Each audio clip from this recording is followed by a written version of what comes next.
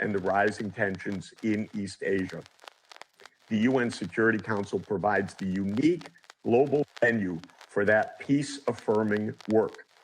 More than ever, we need a healthy, functioning UN Security Council carrying out the mission assigned to it by the UN Charter. A UN Security Council objective investigation of the Nord Stream terrorism, in which all countries contribute what they know, is important for the global confidence in this body, and most importantly, for global peace and sustainable development. Thank you very much. I thank Mr. Sachs for his briefing, and I now give the floor to Mr. Raymond McGovern. Thank you. Ladies and gentlemen, I would associate myself completely with Professor Sachs's comments. I do not have a prepared text, and so I was unable to give that to the people who asked me to give it to them. I was asked to do this less than a day ago. No one suggested what I might say, and of course, no one even asked me what I would say. So these are my personal remarks based on my experience for 27 years as an intelligence analyst and as an observer, and I notice that I'm called a political activist. Well, this is my way of paying back for the education I got as an intelligence analyst in the U.S. intelligence community. Now, I would say that on my way here, in 2 airports this morning, I noticed a bunch of children, little children and school-age children, and it made me think back to my days as a school-age child.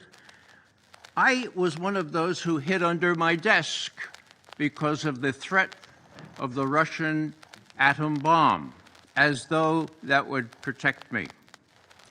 Fast forward, when I became a professional analyst and chief of the Soviet foreign policy branch at CIA, I was able to tell the president and Henry Kissinger that the Russians were really interested in putting a cap on the arms race. Suffice it to say, I was instrumental in the anti-ballistic missile treaty signed in May of 1972. I was there. 30 years of strategic stability. 30, count them, 3 decades, when Mr. Bush Jr. decided he would leave the ABM treaty without any real explanation.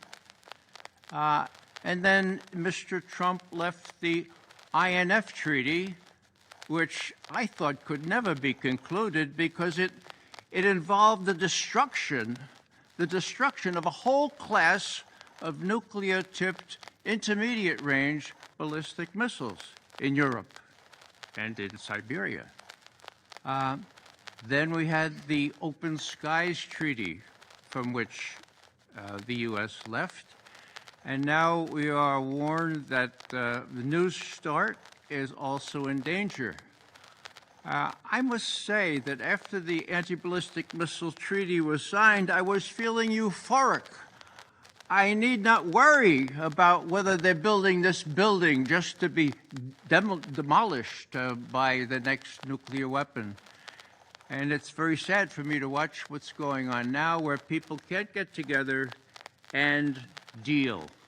Verhandeln. That's the German word for negotiate, deal. If you look at it, it comes from the word hunt. The hunt. The hunt. You reach out the hunt and you get to know and you get to understand what is bothering the other party. Now, I don't want to get ahead of myself here. I do want to talk about Seymour Hersh's article. And I have to say up front, full disclosure, that I am a friend of Seymour Hersh, and so I will not opine myself. I will cite a very distinguished former U.S. ambassador and also Assistant Secretary of Defense. These are the words he said about Seymour Hersh. Hersh attracts whistleblowers because he has a perfect record of protecting their identities and accurately publishing what they reveal after due diligence, despite the government denials and slanderous attacks that invariably follow. His reputation is such that people of conscience seek him out. People of conscience. As a U.S. Army officer and as a CIA employee, I took an oath, one oath. It was to support and defend the Constitution of the United States against all enemies, foreign and domestic. Some of us took that oath seriously. And when we see this kind of thing going on, we go to somebody who might be able to protect us and might be able to get the word out. Now, that was 2 weeks ago. Has the New York Times mentioned Sy Hersh's article? Has it even reported the denials? No, not yet. This is quite, the Germans would say, merkwürdig. This is very, very remarkable. Now, let me go on here and talk about, how do we evaluate those who are smearing Seymour Hersh? Well, as Jeffrey Sachs has already said, the CIA spokesperson said, the claim is completely and utterly false, quote, end quote. Whoa. Now, I have to confess, being an alumnus of the CIA, that our PR people, our public relations people, do not have a very good record. No one wants to go back 20 years to Colin Powell's speech before this Security Council. We all know about that.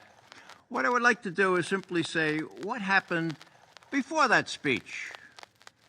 Before that speech, some conscientious whistleblower gave the text of a UN debriefing of Hussein Kamel, one of Saddam Hussein's sons-in-law. And who was he? He was supervisor over the radiological, biological, chemical, and nuclear programs such as it was in Baghdad. And he said to his interviewers, UN interviewers, US interviewers, UK interviewers, he said the following.